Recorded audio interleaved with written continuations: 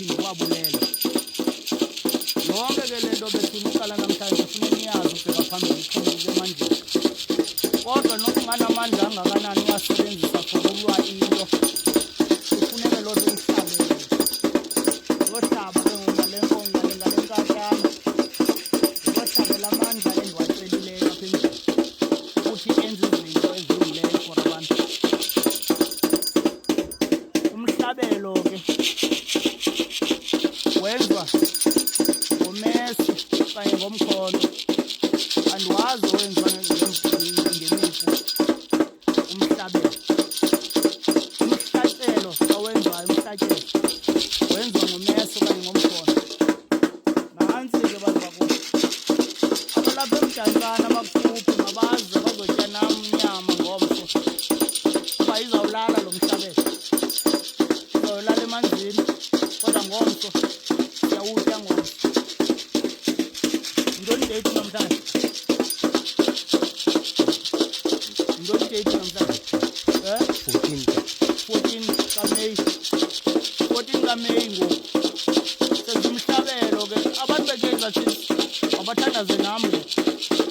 Nakuqala benditshilo ndathi mabathandaze nam. Ayikho mntu endiyithethayo indenzeni. Umohluko nje usiya nomama ukondla. Masibuleleni ke sizwe sakuthi. Singanele ukuhlabelela abantu abaphantsi kuphela. Sibulele nezinye izinto esizenziwayo yimimoya. Into endizoyicela mna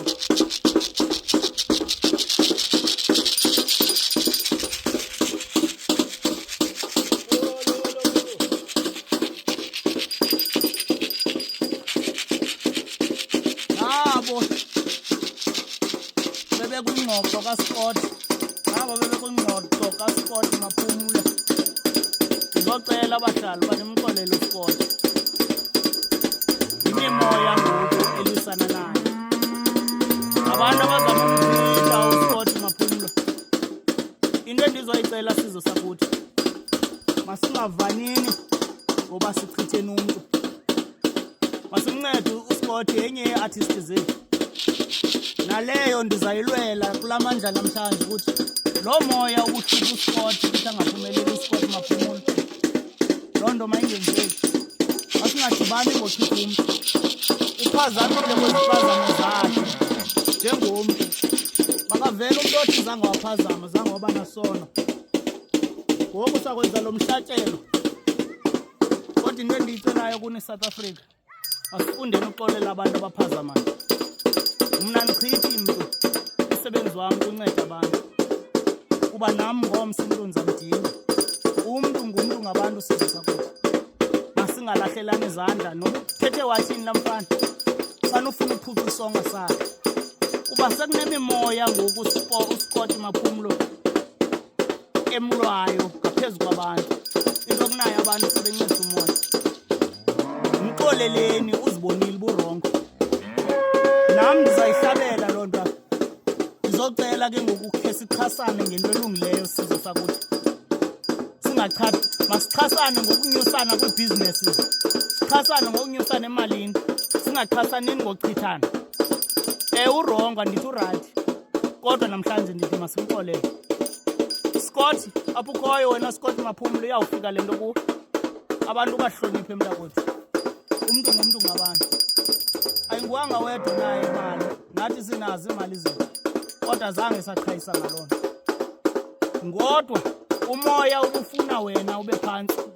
Namhlanje ndizawulwa. Umohluko uzawuyisa. Benditshilo ndathi nakuKaizer Chiefs izawuphumelela iKaizer Chiefs. Ngoku ndisatsho nangoku into kaScott mayiphele.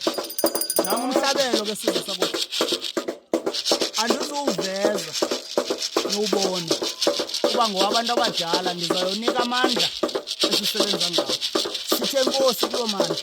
Siphinde sithe enkosi kuloo mandla weKaizer Chiefs. La mandla akhokhelela timu afuna ubulela. Because ngamandla akhe. Omnye umuntu akazuyadla umthetho. Mna kandikukhathalelanga uthanda nokuthenga.